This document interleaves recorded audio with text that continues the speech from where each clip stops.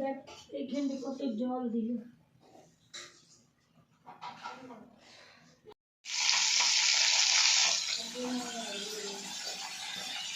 হ্যাঁ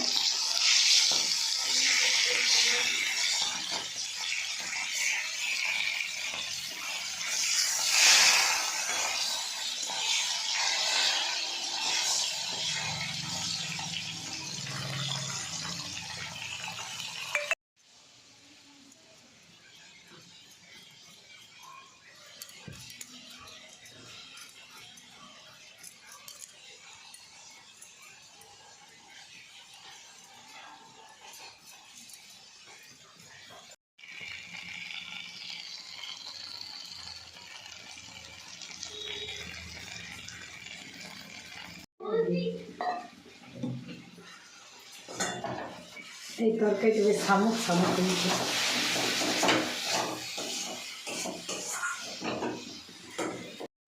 এই ভাত, আলু মাখা, ডিম ভাজা, আর এটা হচ্ছে পালং পুঁই আলু বেগুন দিয়ে একটা সবজি বানিয়েছি, আর মাছের ঝোল ফুলকপি দিয়ে।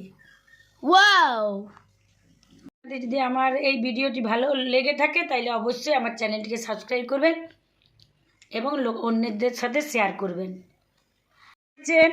আজকে আমি আপনাদেরকে দেখাবো কি কি রান্না করছি, সেগুলো এই মুড়িটা খেয়ে পরে আমি রান্না করব। এখন আমি মুসুরির ডাল, মূলো, টমেটো, কাঁচা লঙ্কা, শীতকালে তো বুঝছেন এই সকল জিনিসগুলো পাওয়া যায়, এখন মুড়ি দিয়ে খাচ্ছি। খাবারটা খাই আমি রান্না করব, আপনাদেরকে দেখাচ্ছি। পালং শাকের তরকারিটা আমার হয়ে গেছে ইতিমধ্যে। পালং শাকটা বসিয়ে আমি এই মুড়িটা খাচ্ছি।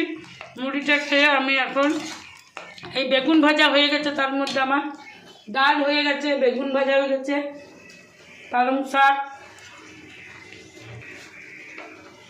ডালটা এখন ছক দিতে বাকি আছে, ডালটা ছক দিব। দাদাই মাছ এনেছে এবং ধুচ্ছে মাছগুলো, তারপরে শামুক আছে, এর মধ্যে শামুকটা বাছবো, পেঁয়াজ বানাবো আর মাছ। এই যে শামুকটা ধুয়ে রাখা হয়েছে, আর এর মধ্যে একটু হলুদ আর একটু নুন দিয়ে মাখা রাখা আছে, আর এখানে মাছটাতেও একটু নুন হলুদ দিয়ে দেওয়া হয়েছে। আর মাছটা ভাজা হয়ে গেছে, এই যে লাল লাল করে মাছ ভাজা হয়ে গেছে। এখন শামুকটা করব। তো শামুকটা প্রথমে তেল দিয়ে ভালো করে ভেজে নিতে হয়, ভালো করে খুব সুন্দর করে শামুকটাকে প্রথমে ভেজে নিব। আর এটাতে নুন হলুদ মাখানোই ছিল, তো অনেকে এটা ভাজাও পছন্দ করে।